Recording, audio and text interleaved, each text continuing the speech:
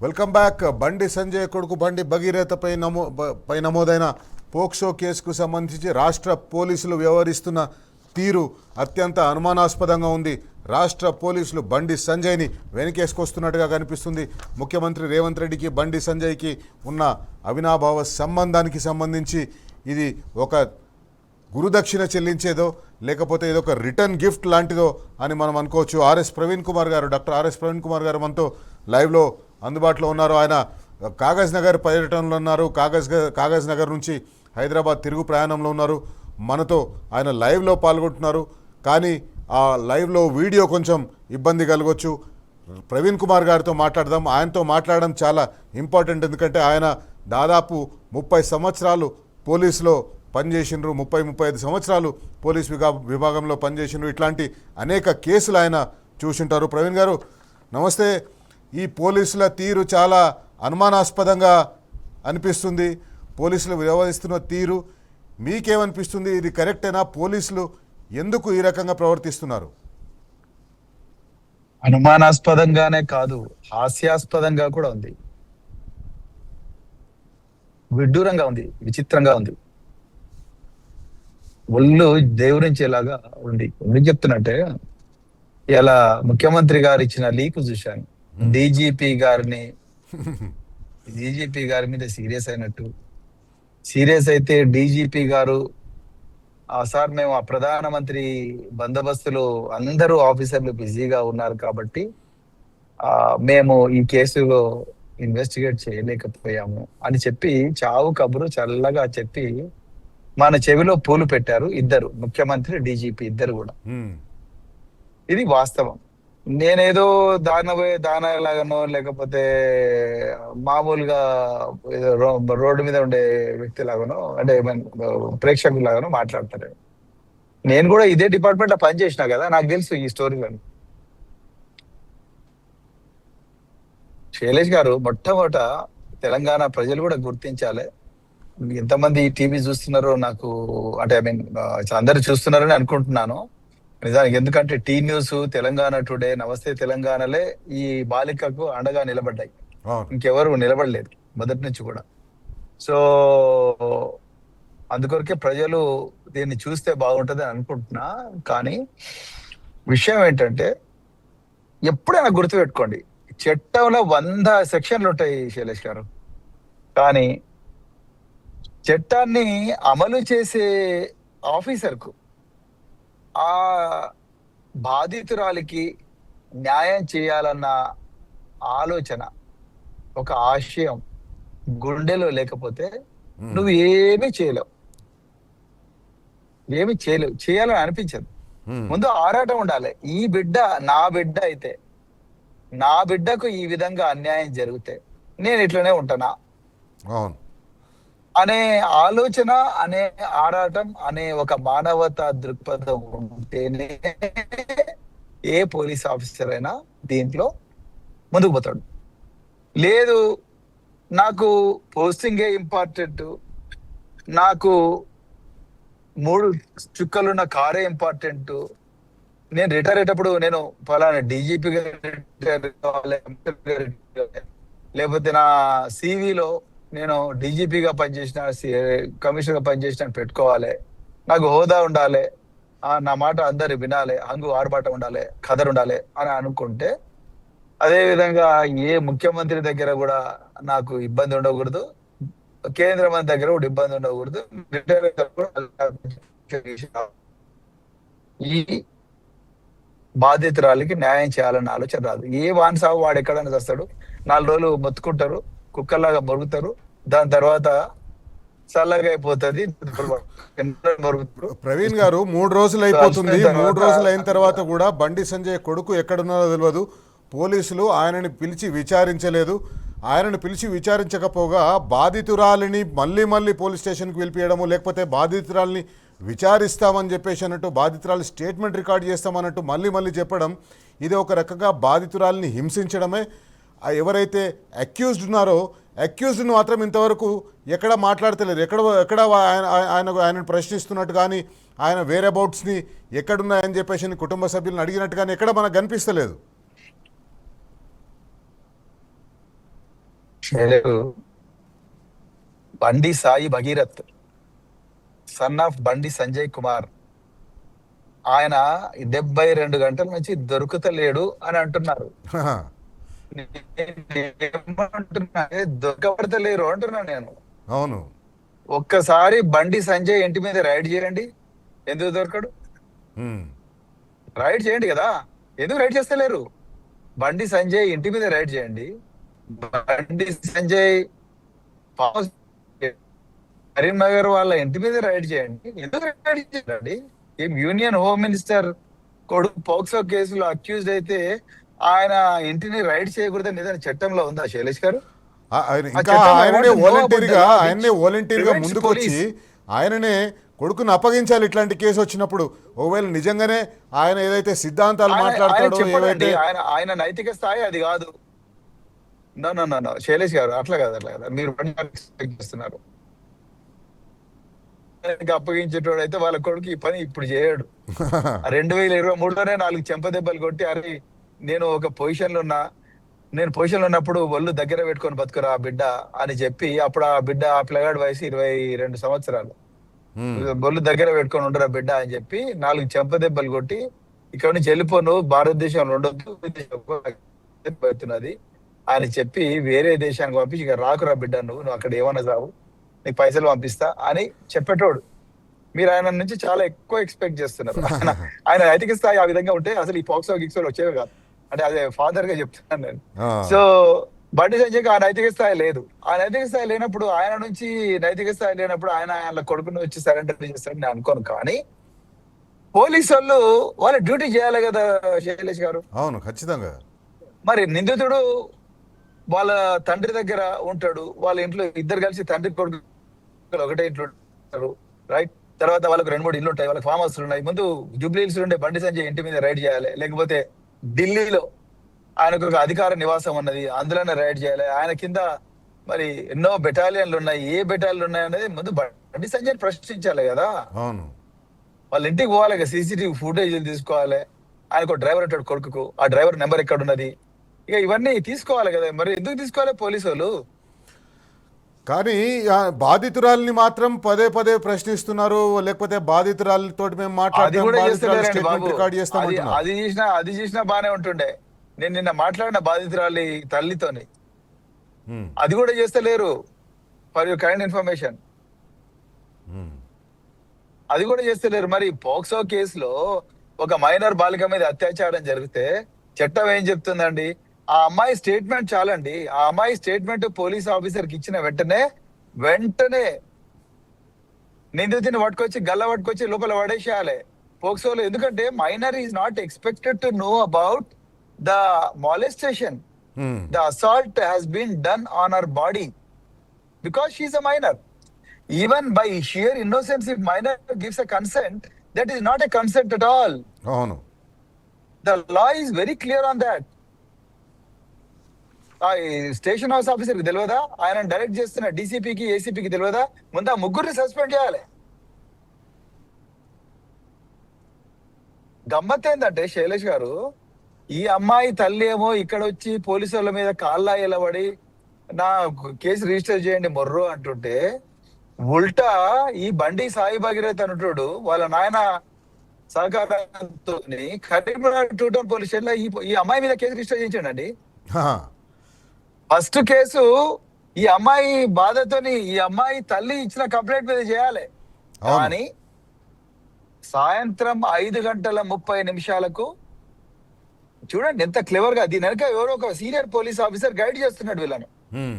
సాయంత్రం 5:30 అంటే 17:30 hours కు కరీంనగర్ 2 టౌన్ పోలీస్ స్టేషన్ లో 8th May నాడు FIR రిజిస్టర్ అవుతుంది. ఏమని? ఈ అమ్మాయి, వాళ్ళ అమ్మగారు, వాళ్ళ నాన్నగారు, ఈ ముగ్గురు కలిసి నన్ను ట్రాప్ లేచిండ్రు, నాతో పాటు అరుణాచలం పోయినరు, నాతో పాటు ఈ అమ్మాయిని అరుణాచలం పంపించిండ్రు, నాతో పాటు ఈ అమ్మాయి కనకదుర్గమ్మ దేవాలయానికి వచ్చింది, నాతో పాటు తిరుపతికి వచ్చింది, మేమందరం ఎంజాయ్ చేసినాం, రకరకాల ఫ్యామిలీ ఫంక్షన్లకు వచ్చినాం. దాని తర్వాత మేము కలిసి తిరిగినాము, మేమంతా బాగానే ఉండింది. దాని తర్వాత వన్ ఫైన్ మార్నింగ్ ఇంకా నేను వేరే పనిలో బిజీగా ఉన్నాను ఏదో చెప్తాడు మనోడు హీరో. చెప్తే అప్పుడు లేదు లేదు నువ్వు నన్ను పెళ్లి చేసుకోవాలి అని అంటే అది ఎట్లా ఇది ఎట్లా అది అంటే అప్పుడు నన్ను బ్లాక్ మెయిల్ చేసిండ్రు. ఇక నాకు భయం అయ్యి ఈయన భయం అయిందంట బండి సాయి గారు. 50 బిడ్డ అన్నారు. ఆడవారికి ఇంకా నాకు విధి లేక నేను ఇలా కేసు పెడుతున్నా. నేను నిర్మల్ కూడా పోయినా. నిర్మల్ పోతే పోలీస్ ఆఫీసర్ కు ఎస్ఐకు ఎవరికో ఇస్తే మరి ఆయన వీళ్ళ మీద కేసు పెట్టిండు. నేను కాదు మా ఫ్రెండ్ శ్రీరామ్ అంటూ పెట్టిండు అని చెప్పి ఆ సోదంతా రాసుకొచ్చిండు. ఎవరు? బండి సాయి భగీరథ్. ఆయన అట్లా కేసు ఇచ్చలేదు శైలేష్ గారు. కరీంనగర్ పోలీస్ కమిషనర్ అబ్బా ఇంత సూపర్ డూపర్ పోలీస్ అధికారి అంటే నేను కూడా జిల్లా ఎస్పీగా 3 సంవత్సరాలు చేసిన మీకు కూడా తెలుసు. మీరు ప్రసాద్ భూషకర్ మీరందరు కూడా అక్కడికి వచ్చేవారు రెగ్యులర్ గా. సో అలాంటి ఎఫ్ఐఆర్ ఆయనది. ఇక్కడనేమో రాత్రి 22 గంటల కంటే 10 గంటలకు ఎఫ్ఐఆర్ రిజిస్టర్ అయినట్టు చూపించారు. కానీ వీళ్ళ చేతికి ఎప్పుడో చాలా లేట్ గా ఎఫ్ఐఆర్ 12 గంటలకు 2 గంటలకు ఇచ్చిండ్రు. ఇక మీరు అర్థం చేసుకోండి ఎంత ఘోరమైన పరిస్థితి ఉన్నది.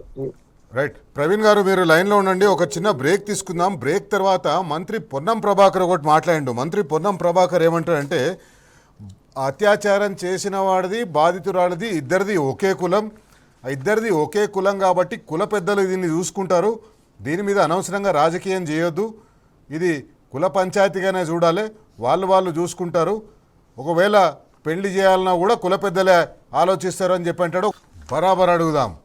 రాష్ట్రంలో కాంగ్రెస్ పార్టీ ప్రభుత్వం కాంగ్రెస్ పార్టీ మంత్రులు ఎంత బాధ్యతారహిత్యంగా ప్రవర్తిస్తున్నారంటే ఒక బాలిక తన పైన అత్యాచారం జరిగిందని చెప్పేసి ఆరోపణ చేస్తే అత్యాచారం చేసింది కేంద్ర హోంశాఖ సహాయ మంత్రి బండి సంజయ్ కొడుకని ఆరోపణ చేస్తే ఒక మంత్రి పొన్నం ప్రభాకర్ ఏమంటాడంటే ఇది ఇద్దరు ఒకటే కులానికి సంబంధించిన వాళ్ళు, బాధితురాలు అత్యాచారం చేసిన వాడు ఇద్దరు ఒకటే కులానికి సంబంధించిన వాళ్ళు.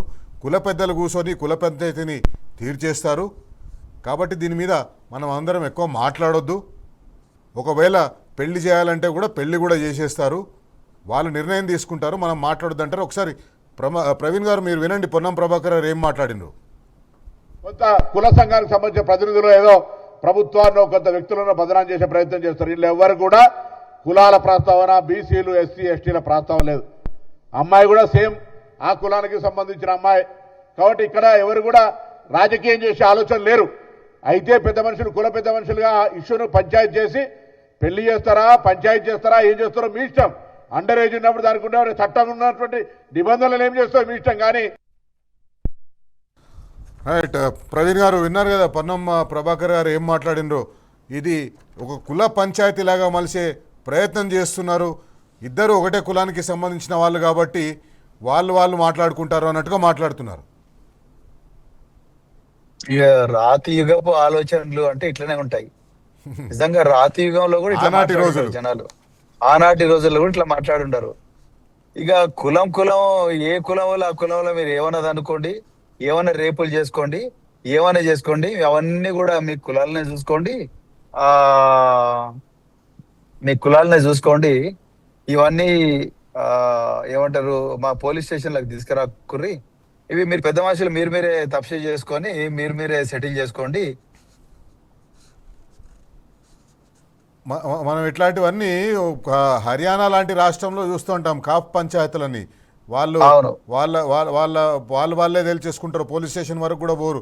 ఇట్లాంటి మానభంగాలు ఏవి జరిగినా కూడా వాళ్ళు కుల పెద్దలు కూర్చొని నువ్వు పెళ్లి చేసుకోవాలన్నా ఇంత జుర్మానా వేయాలన్నా ఇంత దండగా కట్టాలన్నా అని చెప్పేసి అది చేసేసి తేర్చేస్తారు. అక్కడనే క్లోజ్ అయిపోతుంటుంది. సో ఇక్కడ కూడా కాంగ్రెస్ పార్టీ ఆ హర్యానా లాంటి పరిస్థితులను తీసుకొచ్చే పరిస్థితి కనిపిస్తుంది. అంతే కదా. మరి రేవంత్ రెడ్డి గారు ఇది చెప్పమని స్క్రిప్ట్ ఇచ్చిండు. పొన్నం ప్రభాకర్ గారు ఇట్లా చెప్తున్నారు. అంటే ఇదంతా ఏంటంటే శైలేష్ గారు ఇదంతా ఏంటంటే ఈ అమ్మాయి మీదనే నింద మోపే ప్రయత్నం చేస్తున్నారు. ఆయన బండి సంజయ్ గారు అదే అంటున్నారు, హనీ ట్రాప్ అంటున్నారు. వాళ్ళ కొడుకు హనీ ట్రాపే అంటున్నాడు. సో ఇక దీనికి ఎక్కడ న్యాయం జరుగుతుంది అంటే ఈ కేసులో ఎక్కడ న్యాయం జరుగుతుంది మీరు ఒకసారి ఆలోచించండి. వాళ్ళ కుటుంబం యొక్క నేపథ్యం బాగలేదు అంటున్నారు. ఎవరు? అమ్మాయి వాళ్ళ కుటుంబం. అమ్మాయి తండ్రి ఈ సంగప్ప అనేట ఆయన జర్నలిస్టు, ఇప్పుడు బీజేపీ అధికార ప్రతినిధి. ఆయన ఈ కుటుంబాన్ని ఏప్రిల్ 22 నుంచి 26 మధ్యలో బండి సంజయ్ ఇంటికి తీసుకొని పోతాడు. ఇంటికి తీసుకొని పోతే బండి సంజయ్ నువ్వు ఎవరెవరితో తిరిగినావు నాకంటే తెలుస్తుంది. నీ కొడుకు నేను పెళ్లి చేసుకునే సవాలే లేదు. నా కొడుకు చాలా మంచోడు. నేను నా సంగతి నీకు తెలియదు. నేను బీజేపీ రాష్ట్ర అధ్యక్షుడిగా వాయిదొలిగితేనే దాదాపు 8 మంది సూసైడ్ చేసుకున్నారు. ఇక అంతకన్నా ఎక్కువ నేను చెప్పను. నా సంగతి మీకు తెలియదు. ఈ నకరాలు నా దగ్గర నడవ, గెట్ అవుట్ అన్నాడు. మరి ఆయన అక్యూజ్డ్ కాదనండి. పోక్సో చట్టం ఏం చెప్తుంది? సంగప్ప నిందితుడు అవుతాడు, బండి సంజయ్ కూడా నిందితుడు అవుతాడు. అసలు నాకు అర్థం కాదు ఏంటంటే, ఇప్పుడు పోలీసు వాళ్ళు బండి సంజయ్ ఇంటికి ఎందుకు పోతలేరు? ఎందుకు పోతలేరు? ఆయన వట్టియాడు వాళ్ళ కొడుకును. నువ్వు మరి నీ ఇంట్లో ఉన్నాడని మాకు అనుమానం ఉన్నది. మరి పోవాలి కదా, ఢిల్లీకి ఒక బృందం పోవాలిగా. ఢిల్లీ ఏం లేదు, బండి సంజయ్ గారు కరీంనగర్ లోనే ఉన్నారు. రేపు ఏదో హిందూ ఏకతా యాత్ర అని గత 16 సంవత్సరాలుగా వరుసబట్టి ఆయన చేస్తున్నాడంట. ఇప్పుడు ఆ హిందూ ఏకతా యాత్రలో ఆయన రేపు పాల్గొంటాడంట. కరీంనగర్ లో ఉన్నాడు. నిజంగా అందులో పాల్గొనే హిందువులు మిత్రులారా, నేను మళ్ళీ చెప్తున్నా, ఈ తీజ్ న్యూస్ వేదికగా నేను కూడా హిందూ బిడ్డనే, ఆ బాధితురాలు కూడా హిందూ బిడ్డనే. ఒక అమ్మాయి బాధితులు హిందువా, ముస్లిమా, బుద్ధిస్టా లేకపోతే క్రిస్టియన్ అని చూడడం నైతికం కాదు, కరెక్ట్ కాదు. కానీ మీరు టెక్నికల్ గా ఆయన హిందూ ఏకతా యాత్ర అంటున్నాడు కాబట్టి నేను చెప్తున్నాను, ఆ బండి సంజయ్ ఏదైతే నేను హిందూ ధర్మాన్ని రక్షిస్తా అని అంటున్నాడో, ఆ హిందూ ధర్మాన్ని రక్షిస్తా అని బాకాలు ఊదుతున్న బండి సంజయ్ యొక్క కొడుకు ఏ అమ్మాయిని అయితే బలాత్కారం చేసిండో, అత్యాచారం చేసిండో, ఆ అమ్మాయి కూడా ఒక హిందువే. ఏ ముఖం పెట్టుకుని హిందూ ఏకతాయాత్ర చేస్తావా బండి సంజయ్? నువ్వు ఎన్నిసార్లు ఈ దేవులను మోసగిస్తారు? దేవతలతో సమానులైన ఈ బిడ్డలను మోసగిస్తారు. అమ్మాయిలకు కులం ఉంటదా, మతం ఉంటదా, ఏముంటది? చిన్న పిల్లలకు దేవుళ్ళతో సమానం పిల్లలు. ఏ ముఖం పెట్టుకొని రేపు ఏకతాయాత్ర చేస్తావు? ఈ అమ్మాయిని జీవితం అంతా నాశనం చేసి, చిన్నాభిన్నం చేసి, నీ కొడుకును పోలీసులకు సరెండర్ చేయకుండా రేపు గంజాయి తెప్పించి గూండాలందరితో మళ్ళా మన ఎవరైతే పాడి కౌశిక్ రెడ్డి మీద దాడి చేయించావో అట్లా చేయించడానికి ఇది ఒక మళ్ళొక డ్రామా. బిడ్డ చూడు, నా కొడుకు ఎంతమంది నాశనం చేస్తాడు, మీరు మాత్రం చూడు నా వెనుక ఎంత బలంగా ఉన్నదో, మీరు ఏమైనా చేసుకోండి, నాకేం కాదని చూపించడం కోసమే ఆయన చేస్తున్న యాత్ర. బరాబర్ చెప్తున్నాడే. రేపు అడగాలి హిందూ బిడ్డలు, హిందూ అక్కలు అడగాలి, హిందూ చెల్లెళ్ళు అడగాలి. రేపు ఈ బిడ్డ హిందూ కాదా? నీ బిడ్డకు ఒక న్యాయం, మా కొడుకు ఒక న్యాయమా? మీ కొడుకు ఒక న్యాయం, మా బిడ్డకు ఒక న్యాయమా? రేపు అడగాలి. రేపు కరీంనగర్ లో ఉండే మా అక్కలు చెల్లెళ్ళు అందరు కూడా ఖచ్చితంగా రేపు ఆయన కరీంనగర్ లో చేయబోయే హిందూ ఏకతా యాత్ర సందర్భంగా ఈ ప్రశ్నలన్నీ కరీంనగర్ పట్టణంలో ఉన్న వాళ్ళు, కరీంనగర్ లో పట్టణంలో ఉన్న ప్రతి ఒక్క ఆడబిడ్డ అడగాలి, ప్రతి ఒక్క అమ్మాయి అడగాలి. ఎందుకంటే ఒక కేంద్ర మంత్రి కొడుకే ఈ రకంగా చేస్తున్నట్టుంటే రేపు కరీంనగర్ లో ఉండే అమ్మాయిలకు భద్రత ఎక్కడికి వెళ్ళి ఉంటుంది? ఏ ధైర్యం చూసుకొని కేంద్ర మంత్రి కొడుకు ఈ రకంగా వ్యవహరించిండో అదే కేంద్ర మంత్రి ధైర్యం చూసుకొని ఇంకెవరన్నా కూడా మతం పేరు వాడుకొని నేను హిందువుని, నేను ఇట్లా చేసినాను, నేను ఎప్పుడో కట్టర్ హిందువుని, మీ అనుచరుణ్ణి, నన్ను కాపాడు అని చెప్పేసి అంటే బండి సంజయ్ ఏం సమాధానం చెప్తారు? కరెక్ట్. ఇప్పుడు ఏమండి, మేము పూజలు చేస్తాము, మేము ఇళ్లలో పూజలు చేస్తాము, మేము అన్ని పండుగలు చేసుకుంటాము. మేమందరం మా గ్రామ దేవతలకు ఎల్లమ్మ తల్లి, సుంకమ్మ, మారమ్మ, సుంకులమ్మ, కంకాలమ్మ తల్లికి మేమందరం మొక్కుకుంటాము. మేము కూడా హిందువులమే. కానీ మేము మా అమ్మాయిలను బలాత్కారం చేసే హిందువులం కాదండి. ఓకే, అర్థమైందా? మేము ముస్లింలను ద్వేషించే హిందువులము, క్రిస్టియన్లను ద్వేషించే హిందువులము, మత కలర్లు లేపే హిందువులం కాదు. ఆ ధర్మం కాదు, అది హిందూ ధర్మం కాదు. హిందూ ధర్మం అందరినీ సమానంగా గౌరవిస్తుంది, మరి ముఖ్యంగా మహిళలను గౌరవిస్తుంది. ఖచ్చితంగా ఆది పరాశక్తి అమ్మాయిలని, చిన్న పిల్లల్ని దేవుళ్ళలాగా చూస్తారు, లక్ష్మిలాగా చూస్తారు. అవును.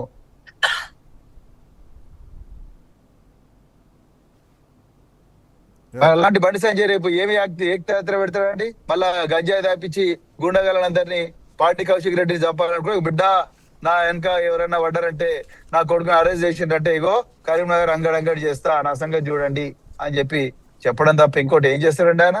రేపు అడగాలి మా అక్కలు చెల్లెళ్ళందరూ కూడా, మేము కూడా హిందువులమే, మాకు కూడా బిడ్డలు ఉన్నారు, మీ కొడుకు నుంచి మా బిడ్డలకు అన్యాయం జరగదని గ్యారెంటీ ఇస్తావా? నేను ఒకవేళ నేను ఒక్కటే అడుగుతున్నా శైలేష్ గారు, ఇప్పుడు నిన్న నరేంద్ర మోడీ సమక్షంలో ఆయన అన్నాడు, నేను నా ప్రాణం పైన ఆర్ఎస్ఎస్ కానీ ఏబీవీపీ కానీ నేను మోర్చకు కానీ చెడు తీసుకొచ్చే ప్రయత్నం చేయాలని అసలు ప్రవీణ్ గారు ఒక చిన్న బ్రేక్ తీసుకుందాం. బ్రేక్ తర్వాత ఈ రాష్ట్రంలో ఇంకొక దుర్మార్గం ఏం జరుగుతుందంటే మీడియా దుర్మార్గం జరుగుతుంది.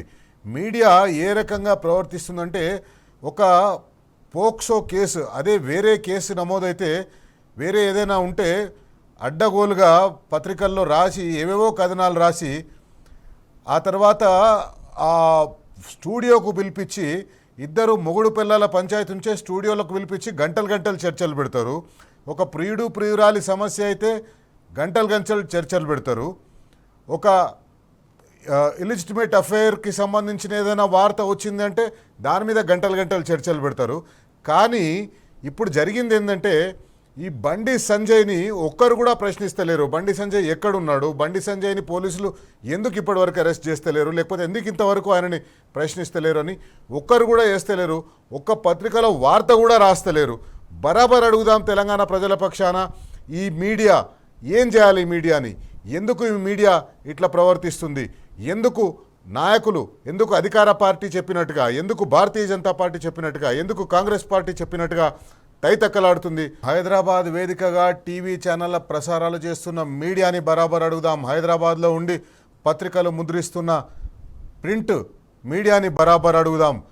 ఎందుకు తెలంగాణలో జరుగుతున్న ఈ అరాచకాన్ని మీరు చూపిస్తలేరు, ఎందుకు తెలంగాణలో జరుగుతున్న తెలంగాణ ఆడబిడ్డలకు జరుగుతున్న అన్యాయాన్ని మీరు చూపిస్తలేరు.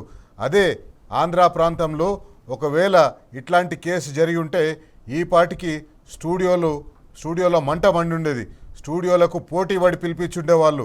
బాధితురాల్ని కానీ, బాధితుల తల్లిదండ్రులను కానీ, లేకపోతే అక్యూజ్డ్ని కానీ, అక్యూజ్డ్ తల్లిదండ్రులను కానీ బజారుకి ఇడ్చే పని ఈ మీడియా పెట్టుకునేది. కానీ ఈరోజు ఒక్క పత్రిక కూడా ఈ వార్త గురించి రాస్తలేదు. ఒక్క టీవీ ఛానల్ కూడా ఈ వార్త గురించి చూపిస్తలేదు. ఒక్క టీవీ ఛానల్ కూడా ప్రశ్నిస్తలేదు కేంద్ర హోంమంత్రి బండి సంజయ్ని, ఎక్కడ పోయిండు నీ కొడుకు అని. ఒక్క పేపర్లో కూడా రాస్తలేరు బండి సంజయ్ కొడుకు ఎక్కడున్నాడని. ఇండియాలో ఉన్నాడా, దేశం ఇడిచి పారిపోయిండా, ఎక్కడికైనా పంపించేసిండ్రా, బరాబర్ అడుగుదాం. ప్రవీణ్ గారు, నిన్న మీరు మాట్లాడినారు మీడియా ప్రవర్తిస్తున్న తీరు గురించి. ఈరోజు కూడా మనం చూసినాం మీడియా ఏం చేసిందంటే ఈ వార్తను అసలు పట్టించుకోలేదు. కానీ ఈరోజు ముఖ్యమంత్రి మీడియాకు ఒక లీక్ ఇచ్చేసి ఏదో డీజీపీ సివి ఆనంద్ గారిని మందలించినట్టు, ఇన్ని రోజులైనా మీరు ఏం చేస్తున్నారని చెప్పేసి అన్నట్టుగా దాన్ని తాటికాయంత అక్షరాలతో బ్రేకింగ్ న్యూస్ అనేసిన ఈ మీడియా ఈరోజు. ఏమంటారు? మీడియా గురించి మీరే చెప్పాలి. మీరంతా మీడియా ఇండస్ట్రీ నుంచి. ఇక శ్రీశ్రీ గారు అయితే ఏం చెప్పిండ్రో నేను చెప్పను, కానీ మీరే చెప్పాలి. ఖచ్చితంగా శ్రీశ్రీ గారు చెప్పింది ఈరోజు ఖచ్చితంగా వర్తిస్తుంది. ఈరోజు ఖచ్చితంగా చెప్పవలసిందే. అది పెట్టుబడికి కట్టుకథకు పుట్టిన విష పుత్రికలు మన పత్రికలు అని చెప్పిండు ఆయన.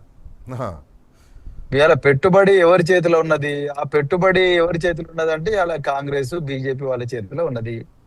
వాళ్ళకు కట్టుకథలు కావాలి, టిఆర్పి రేటింగ్స్ కావాలి, అడ్వర్టైజ్మెంట్ రెవెన్యూ కావాలి, 4 పైరవీలు చేసుకోవాలి. సో అందుకొరకే వాళ్ళు ఈ న్యూస్ వేస్తలేరు. అది సింపుల్. పొంగులేటి శ్రీనివాసరెడ్డి 7 కేసులు ఇరికిండు, రేవంత్ రెడ్డి ఓటుకు 7 కేసులు ఇరికిండు. అర్థమైందా? సో ఇంకా కేంద్ర ప్రభుత్వం దగ్గర ఇంకా భయంకరంగా ఈ మొత్తం శాటిలైట్ టీవీలు వాటన్నిటి కంట్రోల్ కూడా ఇన్ఫర్మేషన్ అండ్ బ్రాడ్కాస్టింగ్ డిపార్ట్మెంట్ లో ఉంటది. సో అలాంటి పరిస్థితుల లోపల మా లైసెన్స్ ఎక్కడ పోతుందో, మాకు ఎవరు నోటీస్ ఇస్తాడో, లేకపోతే మళ్ళీ కోట సూట్ ఎందుకు తిరగాలి, వీళ్ళతో ఎందుకు పంచాయతీ రా, వీళ్ళు ఏం రాయమంటది రాద్దాం, ఏం చెప్పమంటే ఏం చూపించమంటే చూపిస్తాం, అయిపోయా. ఈ చిన్న పిల్ల గురించి పట్టించుకుంటే మనకు వచ్చే 100 కోట్ల రెవెన్యూ అంత నాశనం అవుతుంది కదా అని చెప్పి ఆలోచిస్తున్నారు. ఇక ఏమున్నది మీకు ఇందులో తెలియందే ఉన్నది. సో ఇక్కడ వాళ్ళకి అదుగే చెప్తున్నా. నిన్న రాత్రి నేను వీడియో రిలీజ్ చేసింది కూడా అందుకే శైలేష్ గారు. ఒక టీ న్యూస్, ఒక నమస్తే తెలంగాణ, ఒక తెలంగాణ టుడే 3 తప్ప ఏ ఛానల్స్ కూడా ఈ అమ్మాయి కుటుంబంకు అండగా లేరు. ఈ 3 నమస్తే తెలంగాణ, టీ న్యూస్, వీళ్ళకు తెలంగాణ అంటే ఆరాటం ఉన్నది. తెలంగాణలో ఉండే పసిబిడ్డలు అంటే ఒక ఆరాటం ఉన్నది. వాళ్ళ జీవితాలు కాపాడాలన్న నిబద్ధత ఉన్నది. మిగతా వాళ్ళకి ఏమున్నది అంటే వాడు మా న్యూస్ అంటే వాడు ఇప్పటికి 4 సార్లు అని పొతం పట్టినా కూడా వాడు మారతలేడు. ఈ మహాన్యూస్ అనేటోడు ఆ నువ్వు నిజంగా డ్రింక్ లో ఏం కలిపిండ్రు, ఏం డ్రగ్ కలిపిండ్రు అవాడుతానా అండి వాడిని చెప్పు తీసుకొని కొట్టాలి. ఎట్లా ఇన్ఫాక్ట్ ఆయన మీద కూడా ఎఫ్ఐఆర్ చేయాలి. వా- ఆయన మీద కూడా ఎఫ్ఐఆర్ చేయాలి. కరెక్ట్. సంగప్ప మీద చేయాలి, ఆయన మీద కూడా చేయాలి. ఎందుకు కొట్టకూడదంటే వీళ్ళు నాకు అర్థం కాదు. వీళ్ళ మీడియా కాదు, ఎట్లా మీడియాలో అవుతారండి? అరే వీళ్ళకి ఏం కావాలి, వీళ్ళకి ఎక్కడి నుంచి రెవెన్యూ వస్తుంది? మనం చదువుతున్నాయి కదా రెవెన్యూ. వీళ్ళు నిజంగానే చెప్తున్న శైలేష్ గారు, ఈ అమ్మాయి మీద జరిగిన అత్యాచారాన్ని ప్రకటించని పత్రికలు వచ్చిన ఏ అడ్వర్టైజ్మెంట్ లో వచ్చిన ఏ వస్తువు కూడా మనకు కొనదు. ఇదే చెప్తున్నా. ఎందుకు కొనాలి? ఒక ఒక ఒక ఒక సర్వైవర్, ఇప్పుడు ఆ అమ్మాయి మైనర్ బాలిక అని ఒక సర్వైవర్ లాగా మనం చూస్తాం. ఒక సర్వైవర్ మీద ఈ రకంగా లేనిపోని ఆరోపణలు చేస్తే ఖచ్చితంగా పోలీసులే సోమోటాగా ఎఫ్ఐఆర్ రిజిస్టర్ చేసి ఆయన మీద కూడా చర్యలు తీసుకోవాలి. ఆయనను కూడా పోక్సో కింద ట్రై చేయాలి. చేయాలి. ఎస్ ఎస్ చేయాలి. ఇప్పుడు నేను ఏమంటే, నువ్వు ఏ వర్గ పక్షపాతిగా ఉన్నావు? నువ్వు నిందితుడి పక్షపాతివా లేకపోతే పీడితుడి పక్షపాతివా? నువ్వు ఎందుకోసం మీడియానికి స్వేచ్ఛ ఇచ్చింది ఏమంటే ఊ అంటే మీడియా, ఆ అంటే మీడియా. అయితే ఏంది? అది నువ్వు నిజం చెప్తేనే మీడియా కదా, అబద్ధం చెప్తే మీడియా అవుతావండి. నిజాన్ని కప్పిపిస్తే నువ్వు మీడియా ఎట్లయితావు? ఏమంటారు? అంతే కదా. నువ్వు నిజమేదో నిజం చెప్పాలి, పీడితులకు న్యాయం జరిగే విధంగా నీ వార్తా ప్రచారం ఉండాలి. నీ టీఆర్పీ రేటింగ్ నీ ముఖ్యమైతే నువ్వు మా అడ్వర్టైజ్మెంట్ మా ఇళ్ళకి వాళ్ళకే పెట్టుకో ఛానల్. మేమెందుకు చూడాలి? నేను తెలంగాణ ప్రజలు కూడా నేను ఓపెన్ గా అడుగుతున్నా, మనం ఎందుకు చూడాలి? మన బిడ్డలకు మీద అగాత్యాయం జరిగినప్పుడు ఒక దుర్మార్గుడు, ఒక కీచకుడు, ఒక దుండగుడు మన బిడ్డల మీద బలాత్కారం చేసినప్పుడు ఆ బిడ్డ సంబంధించిన న్యూస్, ఆ బిడ్డ మీద జరిగిన అన్యాయానికి సంబంధించిన న్యూస్, ఆ దుండగుడు ఎక్కడున్నాడో తెలుసుకోలేని న్యూస్, ఆ న్యూస్ ప్రచురించని మీడియాలను మనం ఎందుకు ఆదరించాలి? వాడి పేపర్ ఎందుకు చదవాలి? ప్రవీణ్ గారు, ఇక్కడ మీడియా గురించి ఒకవేళ మనం మాట్లాడుకుంటున్నైతే ఖచ్చితంగా ఆ మీడియా రేవంత్ రెడ్డికి, అది గుంపు మీడియా ముఖ్యమంత్రి రేవంత్ రెడ్డికి ఇబ్బంది కలిగించే ఏ పని కూడా చేయదు. ముఖ్యమంత్రి రేవంత్ రెడ్డిని బండి సంజయ్ ఎప్పుడు కావాలంటే అప్పుడు ఆదుకుంటాడు.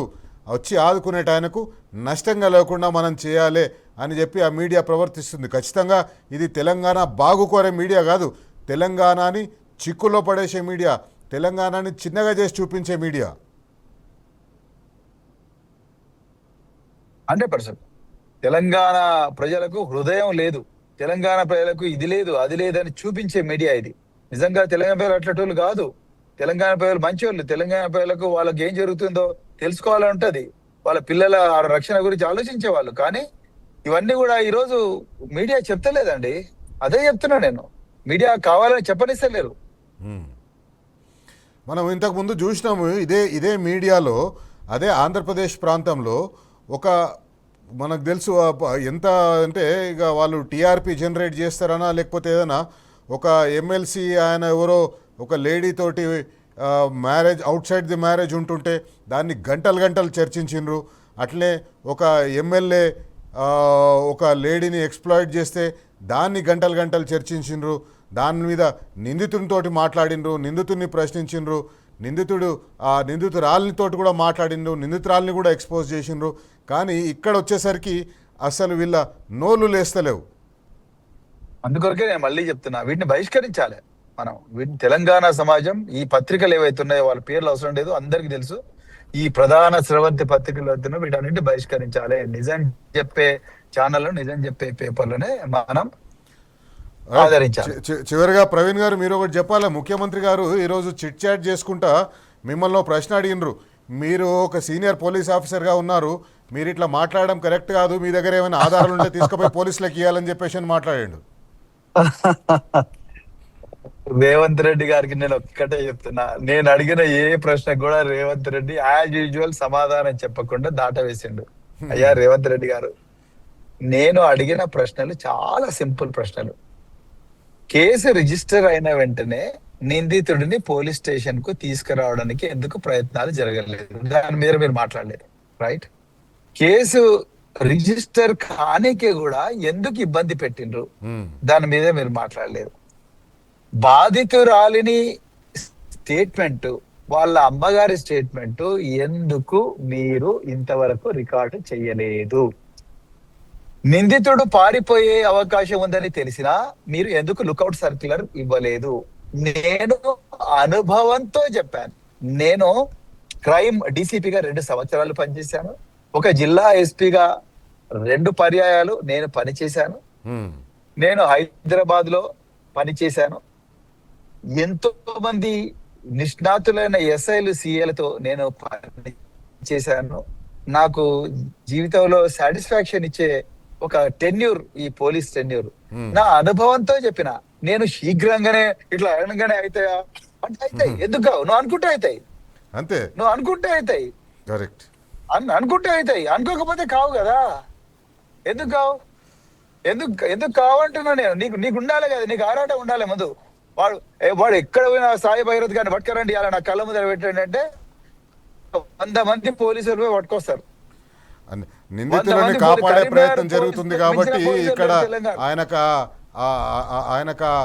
ఆతృత లేదు, ఆ తొందర లేదు పట్టుకురావాలని చెప్పేసి. ఎందుకంటే ఎట్లా కాపాడాలో ఒక్క